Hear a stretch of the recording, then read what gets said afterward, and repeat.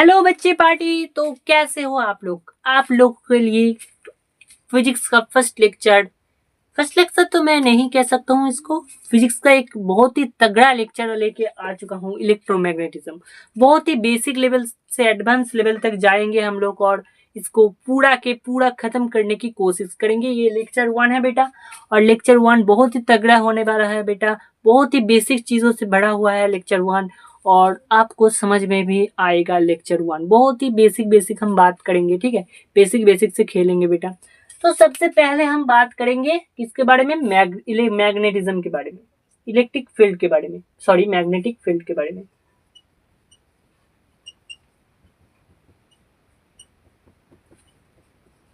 Magnetic field. तो बेटा magnetic field को हम कैसे डिनोट करते हैं बेटा?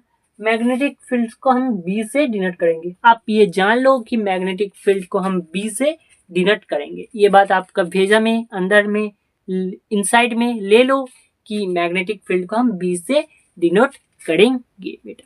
अगर वेक्टर फॉर्म हुआ तो बेटा जी अगर वेक्टर फॉर्म हुआ तो बी ऊपर में वेक्टर का साइन ऐसे डिनोट करेंगे बेटा, ठीक है।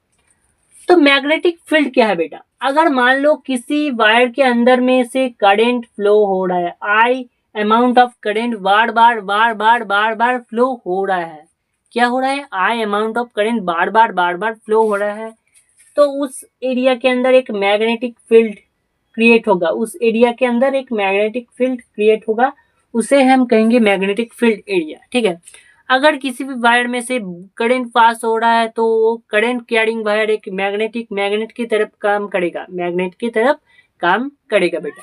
ये बात आप, तो बेटा जी ये एक मैग्नेट की तरफ काम करेगा, ठीक है।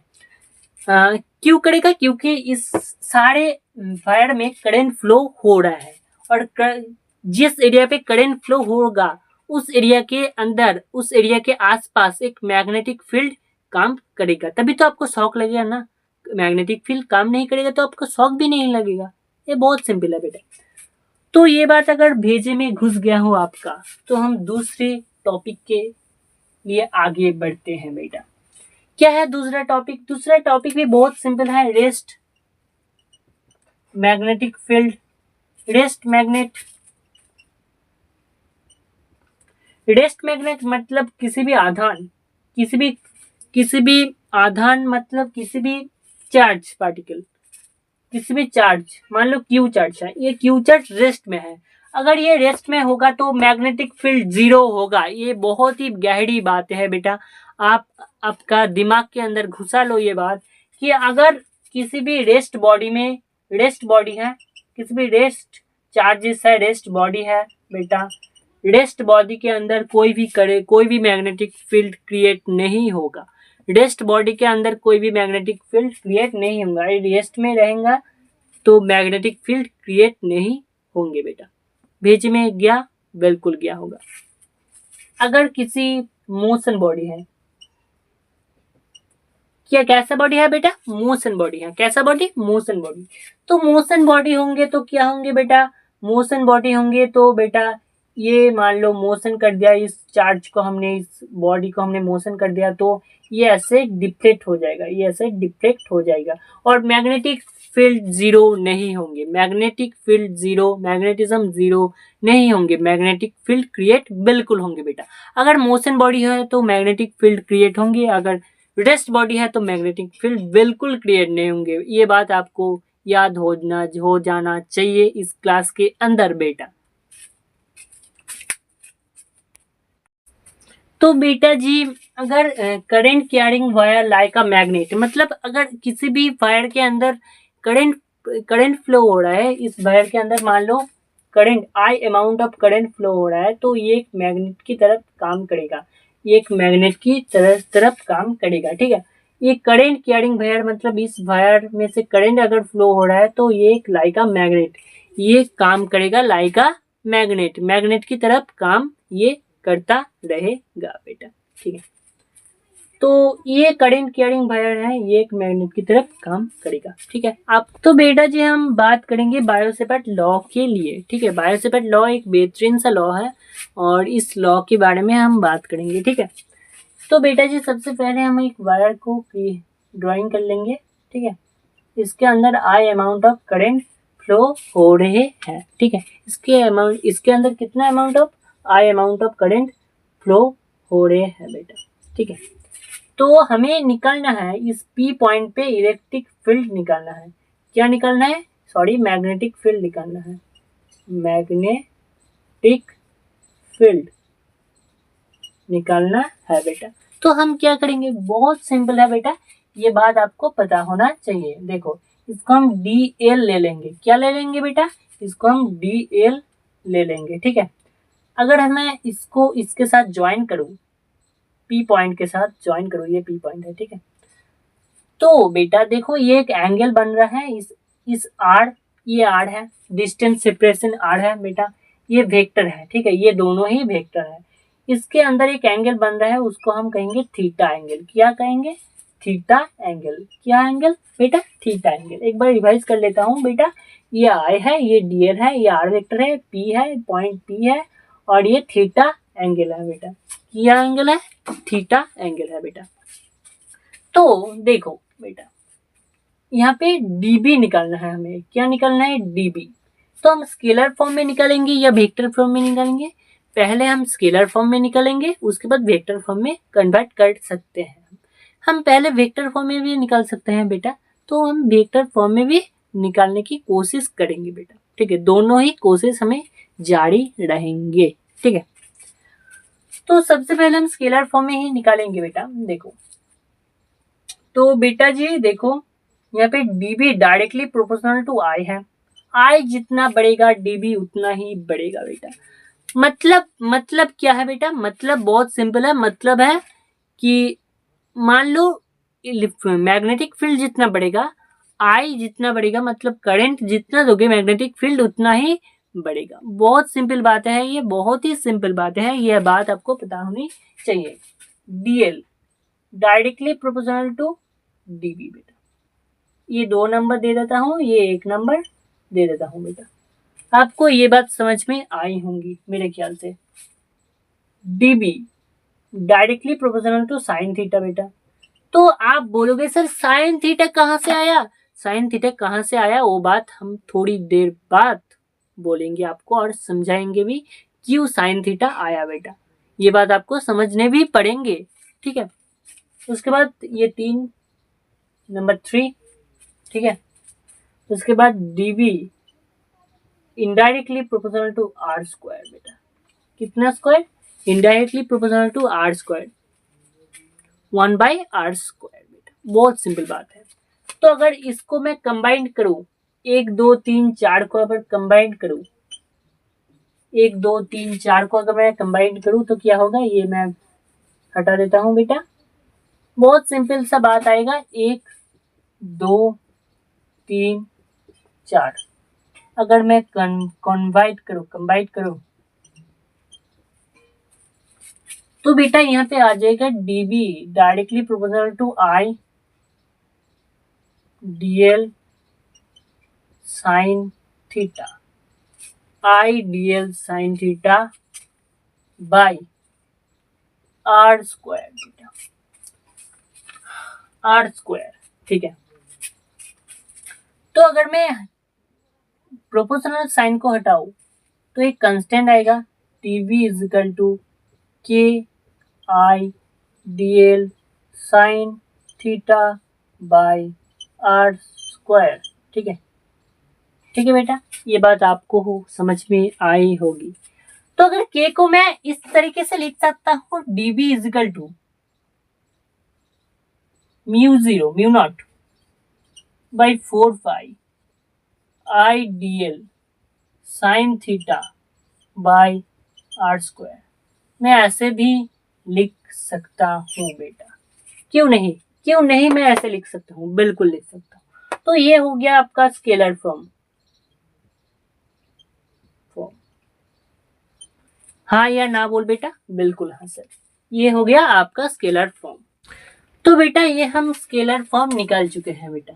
स्केलर फॉर्म ये हम स्केलर फॉर्म निकाल चुके हैं। तो बेटा यहाँ पे म्यू0 क्या है, ये इसका कितना मान है, तो हम कुछ नहीं जानते।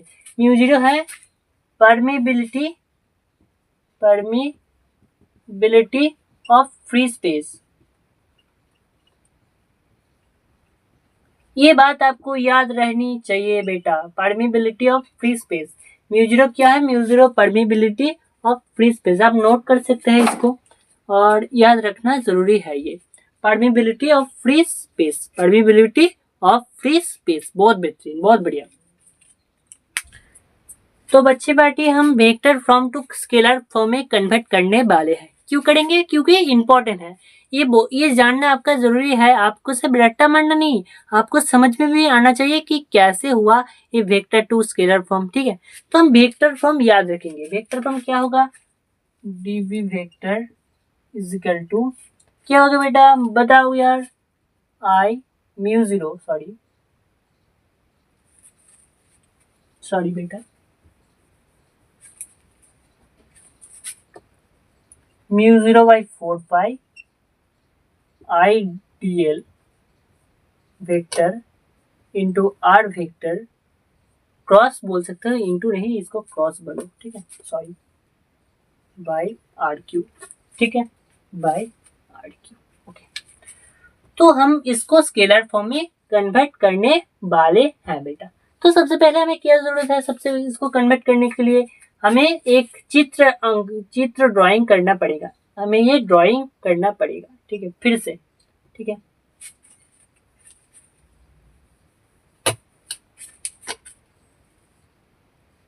ये आई है बेटा, इस पी पॉइंट में मैग्नेटिक फील्ड हमें बताना है। ये डीएल है बेटा, सॉरी, ठीक से ड्राइंग करना पड़ेगा, नहीं तो आपको समझ में नहीं आएंगे बेटा, समझ में नहीं आएंगे। ये आई है बेटा, ये पी पॉइंट है बेटा, ये डीएल बेटा। ओके, तो बच्चे बैठिए, यहाँ पे है एक आर वेक्टर, यहाँ पे डीएल वेक्टर। ठीक है, तो आर और डीएल का जो यहाँ पे थीटा कोण हो रहा है उसको हम बताएंगे कोण थीटा। कितना कोण? कोण थीटा कोण। ओके, बहुत ही बढ़िया, बहुत ही बेहतरीन। DL, D vector in cross r vector को हम कैसे लिख सकते हैं? हम क्लास 11 में पढ़ चुके हैं बेटा। कैसे लिख सकते हैं? D L r sine theta.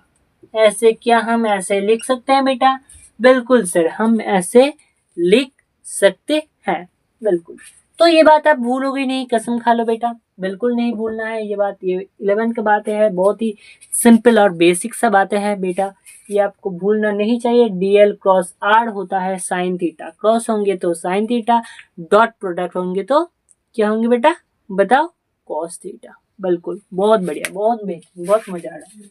तो हम इस चित्र को थोड़ा सा हटा देंगे बेटा और हम स्केलर फॉर्म में कन्वर्ट करने वाले हैं।